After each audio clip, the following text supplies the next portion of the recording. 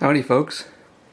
So if I remember correctly, this is part 10 of this restoration. It's been quite a while. I've been very busy working on other projects, and well, today my basement flooded, so I've been dealing with that, and I kind of wanted to just sort of forget about it, so I thought I'd make a bit of progress at least on this.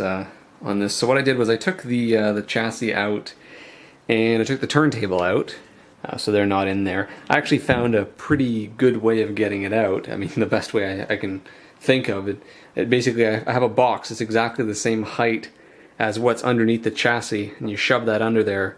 You take the bolts off, and then you hold the chassis with two hands. You need two hands, and then you can kind of use your foot to kind of knock the box out, drop it underneath the lip, pull it out. It's the most annoying thing ever. I don't know why they had so much room inside this, and yet they decided to make the chassis mount vertically. I think it was a cost-saving feature, but it's just annoying. So anyway, the reason I took it out is because I wanted to sand the top down. So as you can see, I've made a bit of progress on that. This is some serious industrial grade wood finish on here. So it's I mean, I've got like a 2.5 amp random orbital sander and 80 grit sandpaper, and this is taking quite a while to come off. So I sort of just went over it a bit, and then I started actually on one side, and I've worked my way up until this point. It's actually quite nice wood underneath. I mean, I'll probably, once I do the whole thing, get all the finish off, I'll probably switch to like 240 grit and do a once over, and then I'll have to go around this bevel manually and try to sand all of this off as well. So that's going to be quite labor intensive. I'm going to try and get one of those foam bricks to try and get in there.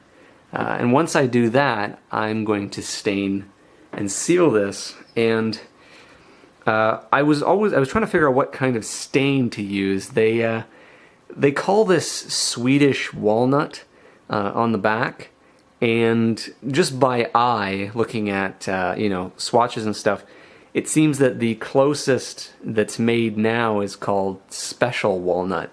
But I happen to have a can of dark walnut, really old Minwax stain from long before I was born.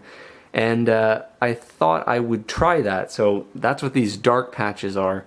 If I don't like, of course I'm going to sand these off anyway. But I actually think that's not bad. And this was very little of it too. So I could make that a little bit darker. I think that would actually match quite well.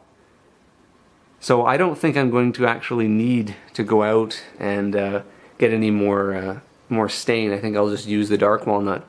The thing I was worried about was having a stain that was close but not really. I would have rather seen.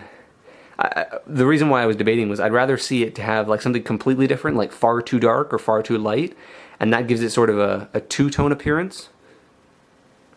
Or have it be exact, because you hate to see something that's almost right but not really, and then you can sort of stand back and it looks really wrong. It looks like someone tried to match it and it didn't quite make it. So I think this will actually be close enough that I don't think I'll get that. I just have to get the number of passes right, because if I go too far, it's a little too dark. And I mean, darker is better. I originally thought that it was going to be really, really dark, and I would just make a really dark top, and I would have been totally fine with that. So anyway, I'm just waffling at this point. I just thought I'd show you how it looks like now. So I'll probably tomorrow sand the rest of this, get this sample stuff off, finish it up with the 240, and then I'll give you another look at it before I do the edges and stain it. So I've just finished staining the top with the dark walnut Minwax stain, and I think the color matches quite well. In fact, I don't know how this is going to come up on camera, but In person, it's exactly the right color, so uh, it turned out better than I could have hoped. The edge, unfortunately, didn't. It's the best on the sides, but unfortunately, this was veneered on the edge, and it was, in my opinion, too far gone to save. So I had to sand it off. So I was sort of hoping that the stain would get to, close to the right color, and the worst part is right here. But everywhere else it seems to be okay.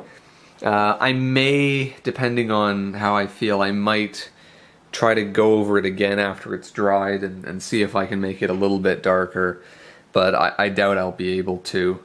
At this point, I'm happy with the way it looks. I really only did this because I just wanted to get the water marks and stuff off the top of it. I mean, this is not going to look perfect, and I know that, so I'm happy with the way it turned out. So I think I'll just wait a few days, give it at least 48 hours to fully dry. Then I'm going to put some clear sealer on it, and I'll show you when that's done. So here we are.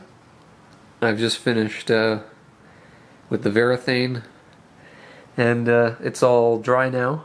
So this is the final cabinet. I've still got to vacuum it and wipe the sides down. There's still some sawdust on there from when I was sanding the top. I only cleaned the top. I didn't bother to clean the rest, but I'll do that. And yeah, this is how it turned out. I liked. I mean, I thought it was better after the first coat of varnish went on. After the second coat, it didn't look as good. But what do you do? I think it looks perfectly fine. I don't know how the lighting is going to show it in the camera, but it looks exactly the same color in real life. It matches the front perfectly, so I mean, I couldn't ask for better. It's shiny, but I think that'll sort of die away a little bit after a while, and I mean, the top is going to get stuff on it, so I don't really care. And so now I can focus on all the electricals now, and yeah, I'm not sure how I'm gonna really do that. I think I may just have to bite the bullet and go through and basically replace the majority of the caps, because I'm pretty sure that all my issues are capacitor related, and I mean, I don't have a tester that can go that low. I may get one, but I may not. And if I don't get one, the only way I can really reliably fix it is if I replace most of them. I mean, there's a couple like paper film that I have to replace, that I know I have to replace. But in terms of the ceramic and the mica, I know that you generally don't replace ceramics. Micas are sort of the same. So I don't know. I have to take a look at it again. I haven't looked at the chassis in a while. So I'll take a look at it, see, kind of figure out what I'm going to do. If I'm going to order some parts, I'll probably do that. But that'll be a ways away. So for now, I'm just going to leave it the way it is, and I'll do the electrics later. So thanks for watching.